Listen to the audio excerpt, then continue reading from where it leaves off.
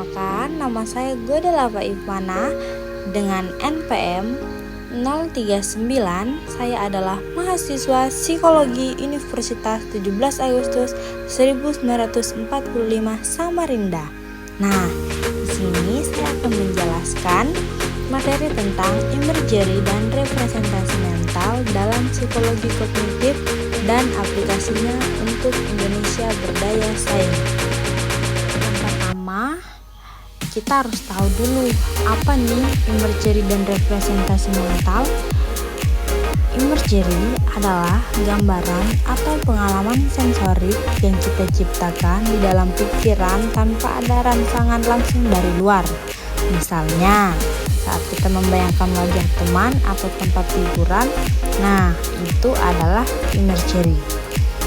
Yang selanjutnya, representasi mental adalah cara otak kita menyimpan dan memproses informasi tentang sesuatu yang tidak sedang kita lihat atau alami secara langsung. Ini bisa berupa gambaran mental, kata-kata, atau konsep abstrak. Nah, menurut Putri Namia 2025, imagery bisa berupa representasi mental yang mirip objek fisik atau berupa deskripsi abstrak seperti bahasa. Ini penting karena otak kita menyimpan informasi dengan dua cara yang berbeda.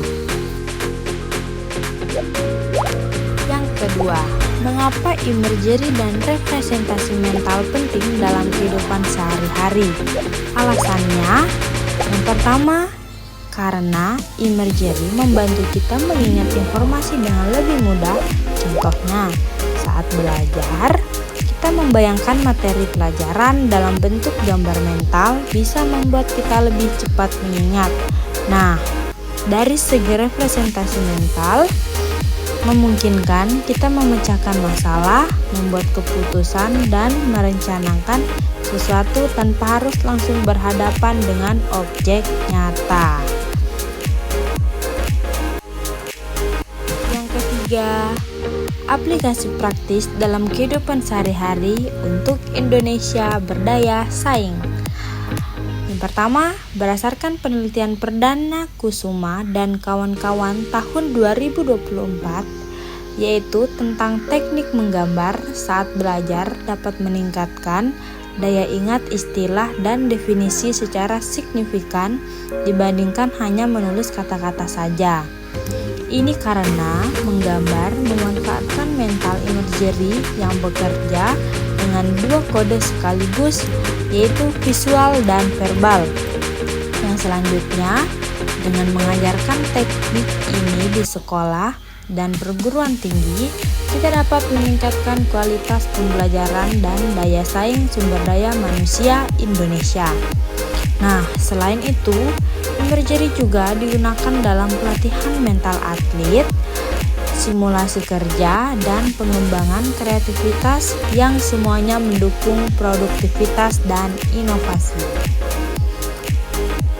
Nah, yang keempat, ada contoh sederhana penggunaan imagery dan representasi mental. Contoh yang pertama, dari segi imagery, saat kamu ingin mengingat rute jalan, kamu membayangkan peta di kepala. Nah, itu termasuk imagery. Contoh yang kedua, saat menghadapi masalah, kamu membayangkan berbagai solusi dalam pikiran sebelum bertindak. Itu juga termasuk imagery. Dari segi representasi mental, contohnya, ketika kamu mengingat wajah seseorang yang sudah lama tidak bertemu, kamu membentuk gambar visual di pikiranmu tanpa melihat orang tersebut secara nyata. Nah, itu termasuk contoh dari representasi mental. Dan yang selanjutnya, misalnya kamu ingin pergi ke rumah teman, lalu kamu membayangkan dalam pikiran jalan mana yang harus dilewati, di mana belok kiri atau kanan, dan ciri-ciri bangunan yang akan kamu lewati. Nah, ini termasuk contoh dari representasi mental.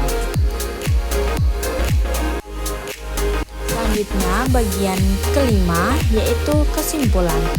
imagery dan representasi mental adalah alat penting dalam psikologi kognitif yang membantu kita mengolah informasi secara efektif.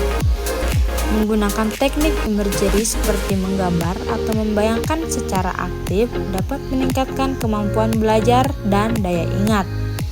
Penerapan praktis ini sangat relevan untuk membangun Indonesia yang berdaya saing melalui peningkatan kualitas pendidikan dan sumber daya manusia. Oke teman-teman, sekian dulu pemaparan materi dari saya. Kurang dan lebihnya saya mohon maaf. See you and bye-bye.